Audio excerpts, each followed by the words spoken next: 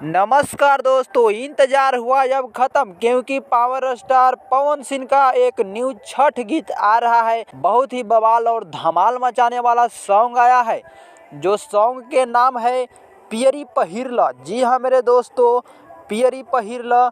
इस गाना को लिखे हैं विनय बिहारी और संगीत दिए हैं प्रियांशु सिंह। गाना को गाए हैं पावर स्टार पवन सिंह और शिवानी सिंह। और वीडियो गाने में नजर आने वाले हैं पावर स्टार पवन सिंह और श्वेता झा। तो वीडियो एकदम बवाल और खतरनाक होने वाला है। पियरी पहिरला क्योंकि पावर स्टार पवन सिंह का ये पहला छठ सॉन्ग आने वाला है। और इस गाना को एक खुशखबरी आया है। खुशखबरी यह आया है कि ये गाना को रिलीज डेट टाइम सामने निकल कर के आ गया है, तो लो बता ही देते हैं।